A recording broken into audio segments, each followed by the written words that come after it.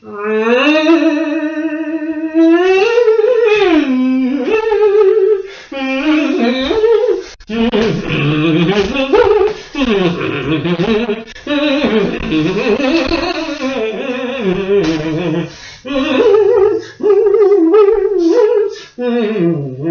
seriously. I would kill to see Martha Graham pop and lock. Are you kidding me? God, too much damn dancing at the beginning of these videos. Anyway, of course I'd love to see myself pop and lock too, because this is bullshit. Hello there, CriterioNate here, what number is this? 406. Martha Graham dance on film. As far as the director is concerned, there's a bunch of directors, but let's just say Nathan Kroll. He was the producer, but there was a bunch of other directors and blah, blah, blah. Because apparently, I didn't realize this until I got it. But it's actually 3 separate films. The focus is on 3 separate films they made. That Martha Graham and Nathan Kroll made together back in the late 50s, early 60s. There's 3, one called Dancer's World, 1957, 31 minutes, black and white monaural. Appalachian Spring, 1958, 32 minutes, black and white monaural. And 1960, Night Journey, 1961, 29 minutes, black and white monaural, blah, blah, blah, blah, blah. The ratios, whatever. So yeah, Martha Graham, if you don't know who Martha Graham is, Martha Graham was one of the most famous choreographers, one of the famous dancers of all time. She did a lot of work with, a lot of classical work, wrote music, collaborated with composers directly, and just kind of changed the dance world, apparently. I don't know a lot about dance myself, outside that I can do it, obviously. But, I know a little bit about Martha Graham because I actually saw Appalachian Spring back in college. What was it, 5 or 6 years ago? So that one was actually cool. I mean, it's one of those rare instances that I've seen a Criterion movie before reviewing it for this channel. So, and there's not too many other movies I can say that I've done that for, like Merry Christmas, Mr. Lawrence. I've seen that one. And, the Charlie Chaplin's The Gold Rush, Modern Times, Great Dictator. I've seen all those, but we'll get to those eventually, somewhere down the line, like the 600s, 700s. I think it's the 500s, 600s or so. Anyway, but yeah, so it was cool to see that one again. But let's talk a little bit about each one. A Dancer's World is and they're all about, about a half hour each, half hour long, so they're pretty quick watches.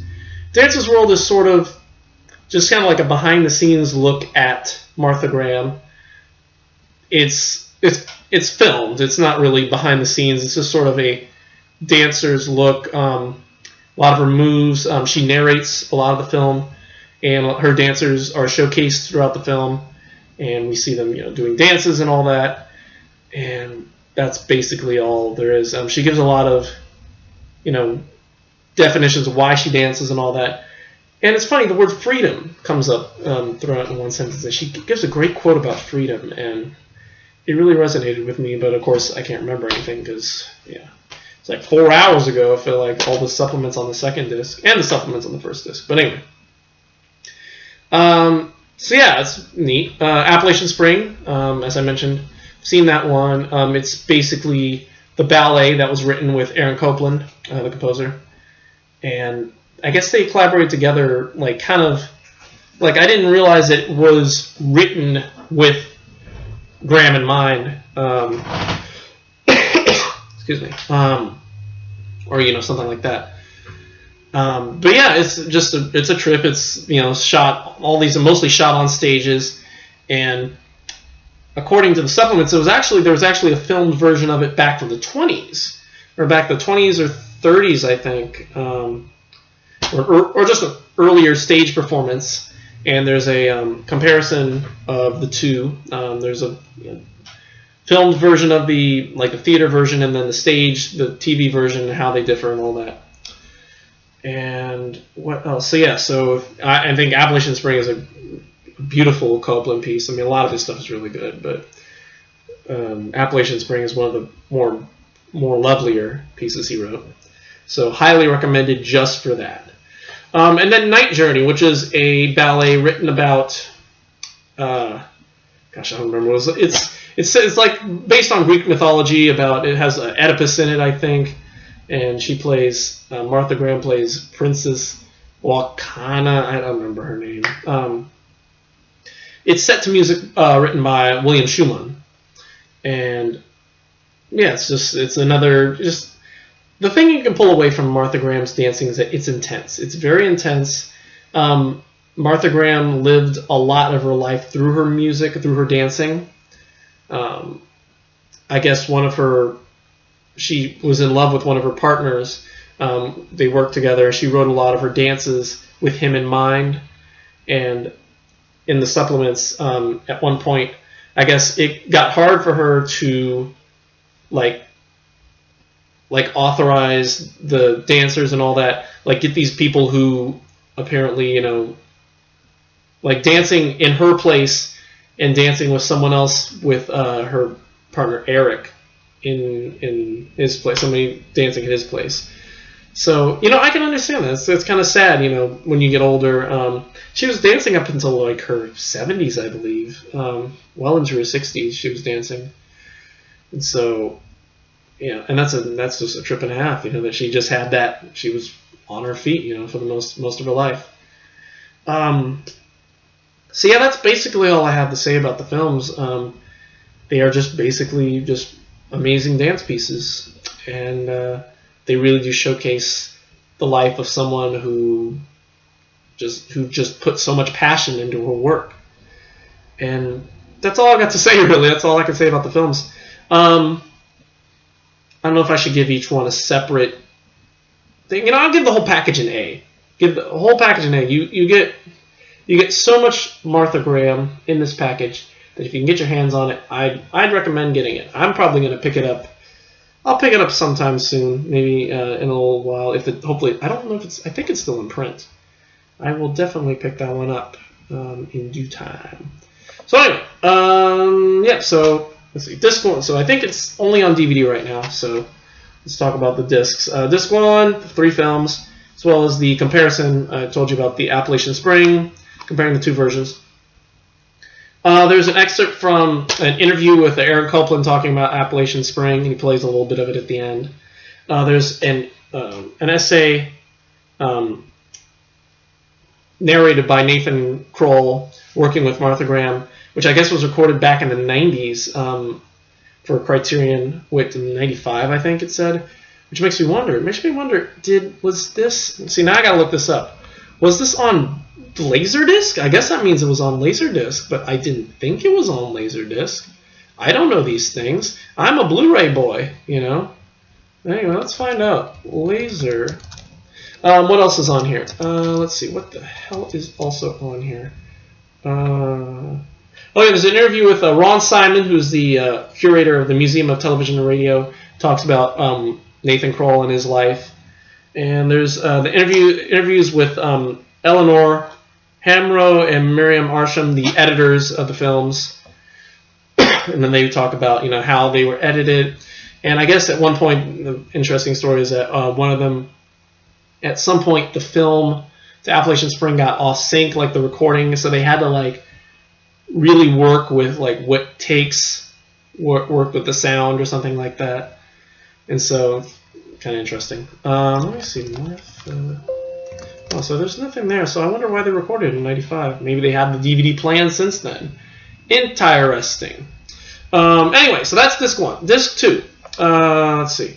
There's a '94 documentary PBS called Martha Graham, the Dancer Revealed. And it's basically just an hour-long documentary. It's part of the PBS American Masters, just a documentary about her life. That's where you get. It's just probably one of the better biographies. It talks about all the films we saw, as well as just gives you basically all about her life.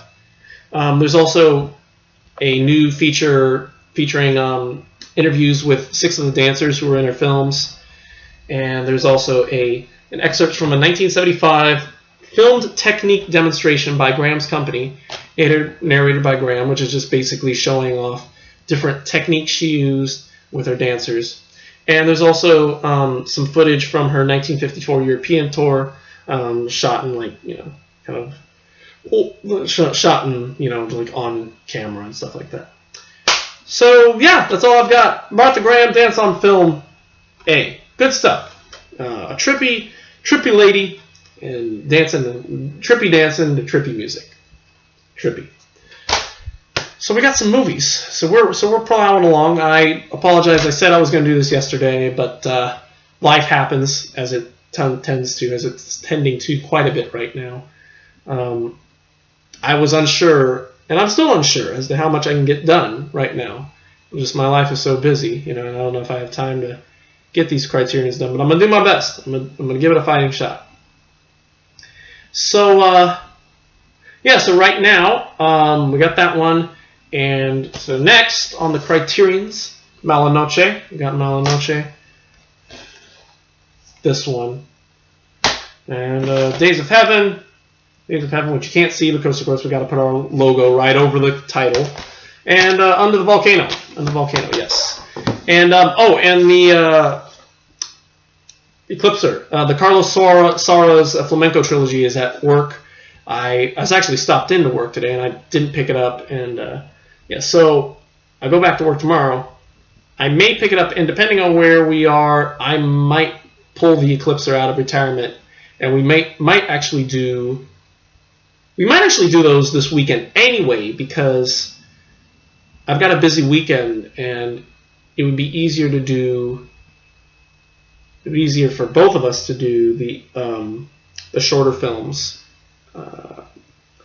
Without all the supplements and the 9 hours of supplements, So I'm thinking we will do the flamenco trilogy this weekend. We'll do, I forget what's first, Blood Wedding, El Amor Brujo, and the other one. We'll do those tomorrow night, Saturday, Sunday, and Monday. And then Tuesday we will get kicking on, I guess, Malanoche. Although we might do Malanoche tomorrow as well, because it's a short one. We shall see how much time we have.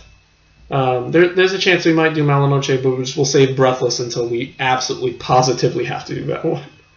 Because it's Godard, and I don't want to see Godard. And oh god, it's not good. It's not going to be good. It's going to suck. Has Godard done anything that I've actually really liked? Go back and watch the reviews and tell me if I've liked anything Godard's ever done. Don't watch Alphaville. That was way too early for me to really tell. Yeah, so we'll get those done. So if that's the case, then we'll do Breathless on, I guess. We'll probably do Malanoche on Tuesday. Let's leave it at that.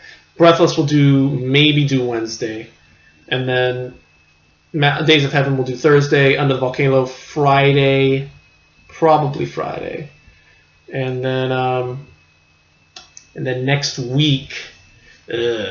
Next week we may take actually a week off before I get started on Berlin Alexanderplatz, because I've got something going on the first week of. I'm going to be out of town for part of the first week of November. So it might be better. We might just be on hiatus for a short while. We might pull out the next Eclipser series instead. But it depends on how many discs Berlin Alexanderplatz is. I know it's like, how many? In fact, let's find that out here. Let's talk about that. By the way, I forgot to mention we were doing the Three-Penny Opera the other day. That 2 more Pabst movies have been added to the Criterion Collection. We had Pandora's Box and Three-Penny Opera. I know we've got West Front 1918, I think, and then Kameradschaft, I think, is the name of the other one. Berlin Alexanderplatz. Did I get it right? Yes, I got the name right. Yes, cool. How many discs is it? How many discs? 7 discs. 7 discs! 940 minutes. Oh, God. What does an aneurysm feel like? That's like, what, 13 episodes? 6 discs. And then 6 discs, and then the 7 discs of supplements. Oh, my herd. Oh, my herd hurts. The special features are all on disc 6 and 7. Oh, my God. It's like, there's a film adaptation There's a film adaptation of Berlin Alexanderplatz from 1931 that we have to watch. There's a documentary about Berlin Alexanderplatz on disc 6. There's notes on the making of Berlin Alexanderplatz. Just, oh god, do I really need to know about all this? Can I just watch 13 hours of stuff of? Oh god, I'm gonna have to take notes. But yeah, seriously, looks like there's only there's most of them. Some of them only have. Most of them have, I guess, 3 episodes on a disc, which means, yeah, it would take about a week. I'm only doing a disc a day because I can't do 7 discs in one day. There's no way. So, yeah, that will take a week. So we probably won't get to that one until, I'd say, I'm looking at my calendar right now, we won't get to Berlin Alexanderplatz until the 7th of November. Yeah. There's probably no chance we're going to get to it earlier than then. And I'm seriously not going to do more than one disc a day. I could split it up between when I go off out of work and not, but I'm probably just be safer to just do it on this 7th. Although, oh shit. You know, I'm thinking I may actually, I don't even know if I can do that week, actually. I'm thinking I'm actually going to go out of order. I'm going to skip Berlin Alexanderplatz for now. I'm going to go ahead and order the next couple, whatever's after that. Oh, shit, I should have pulled up my list. You know what? Fuck it. Yeah, I think it'd be easier for me to go ahead and skip the next few here. So that means, which means that if I skip Berlin Alexanderplatz and just do that, so let's see, let's figure this out. Sorry, this is going on forever. You can probably turn off the video anytime you want. So let me just figure out my schedule here. So let's do the Flamenco trilogy this weekend, 21st, 22nd, and 23rd. 24th we'll do Malamute Noche. 25th we will probably do Breathless. And then 26th we will do. We may end up doing Breathless on. We may have to take Wednesday off. I'm not sure right now. We may end up doing Breathless on this Thursday or Thursday. Or of course we might also be doing Days of Heaven that day. And then the 27th will be either Days of Heaven or Under the Volcano. Then the 28th might be Under the Volcano. And then if that's the case, then I think we're just going to go ahead and jump ahead because and do a couple more after that. So let's see, what are we doing? What's after that? Sawdust and Tinsel, yeah. Sawdust and Tinsel, yeah, so probably Sawdust and Tinsel, Drunken Angel, and 2 Lane Blacktop. We'll do those, and that'll probably be it for a while. I may have to take an extended break. Although there may be a chance that we will jump ahead the week after the first week and do some more. What do we got? We got The Naked Prey, Miss Julie, The Sporting Life. I may need to skip ahead to do This Sporting Life because I've been dying to see that one. And maybe the Agnes Varda series because I want to rewatch Cleo from 5 to 7. I am going to re-review that one. And then and also that I'm not going to do La Vagabond. I'm not going to do Vagabond. That review stays intact. And then La Pointe Corte and Le Bonheur. And that'll definitely be it. I'm not doing another fucking Godard movie before the same month there. Anyway, so yeah, sorry about that. I just I like to figure this stuff out on camera with you because I can't seem to do it any other time. So anyway, that's me. Thank you for watching. Dance Like Nobody's Watching Like That. Where the fuck did that come from?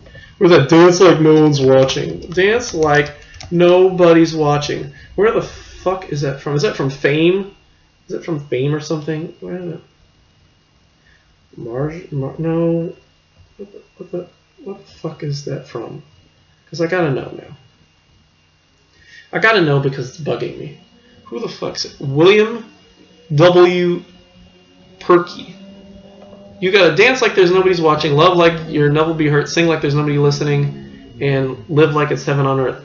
That's just weird. Anyway, because everybody's watching. Anyway, but keep dancing. Anyway, that's from me. Thank you for watching, and we will see you all probably tomorrow for the not Malinoche, the Flamenco trilogy. The Flamenco trilogy is here, but possibly also Malinoche. You never know with me. I'm crazy. Anyway, until then, goodbye.